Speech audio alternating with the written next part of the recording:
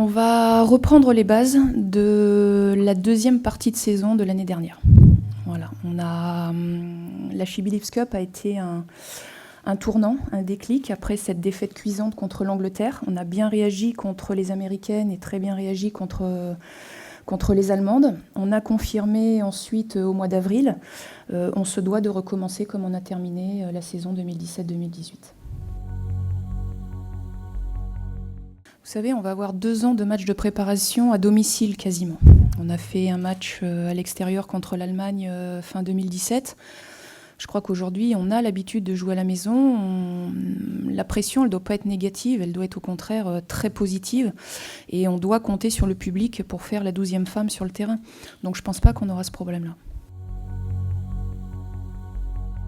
Écoutez, la porte n'est toujours pas fermée, donc vous savez, un groupe de 23, ça va, ça vient. Aujourd'hui, je dois composer avec quelques blessures, puisque Valérie Gauvin et Lise Bussaglia ne sont pas dans le groupe pour le Mexique.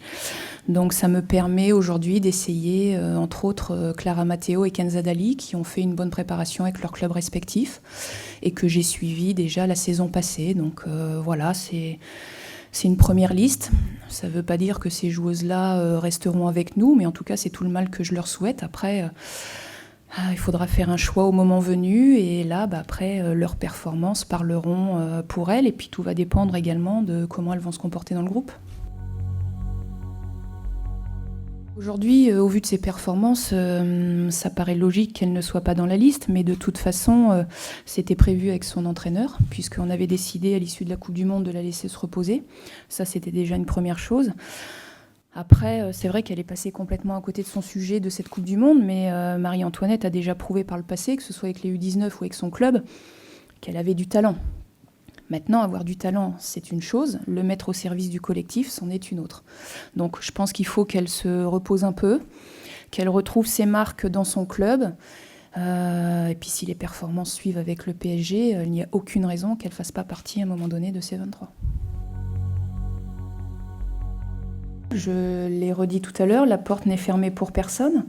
Maintenant, vous voyez la petite entre guillemets, Clara Matteo qui fait son apparition cette saison. Elle a fait la dernière Coupe du Monde en Papouasie-Nouvelle-Guinée.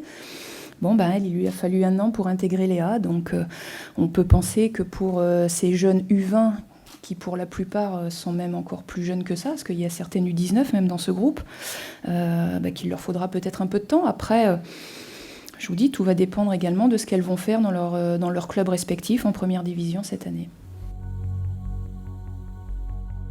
Écoutez, j'ai du monde à ce poste. J'ai plutôt regardé en défense centrale, puisque j'ai une petite pénurie à ce niveau-là. J'ai bien aimé la jeune Maëlle Lacrard, même si je pense qu'il lui faut encore de l'expérience, du temps de jeu dans son club. Elle vient d'intégrer en plus un nouveau club, donc je pense qu'il va lui falloir un petit peu de temps. Selma Bacha, je lui ferme pas la porte, mais il va falloir qu'elle bataille ferme quand même, parce que j'ai Majri et Karchaoui devant.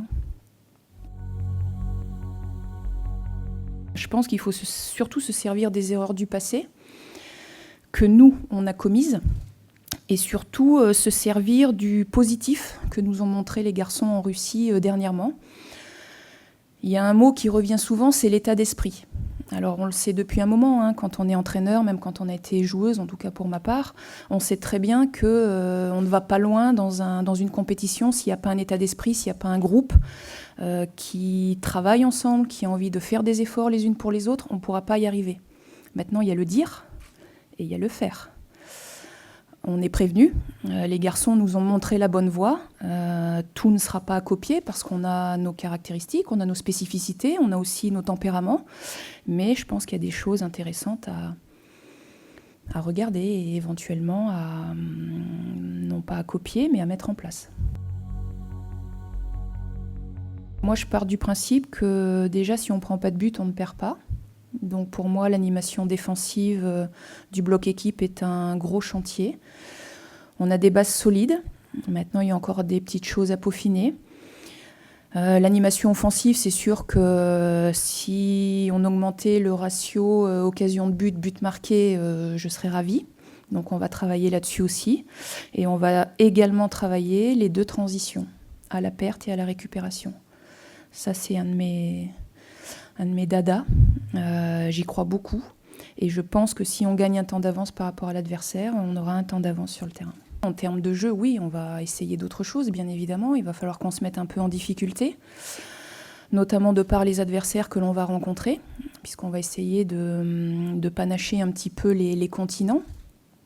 Et puis surtout en termes de jeu, il me reste un an.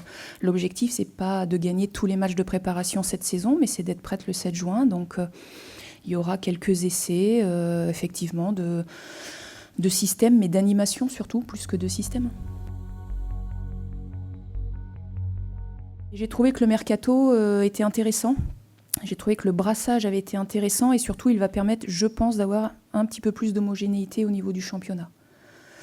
Alors non pas pour Paris Saint-Germain, Lyon, Montpellier, sans faire offense aux autres, mais en tout cas pour le reste, je pense que les matchs vont être un tout petit peu plus équilibrés et je pense qu'il y aura du fil à retordre, oui. On espère également que quelques U20 qui ont fait leur apparition puissent également jouer en première division la saison prochaine. On s'est déjà vu la saison passée, puisque moi je souhaitais, après ma prise de fonction, voir comment il avait vécu l'Euro 2016 à la maison. Donc voilà, il m'a déjà donné quelques pistes sur la gestion notamment d'une compétition à domicile. On va se revoir.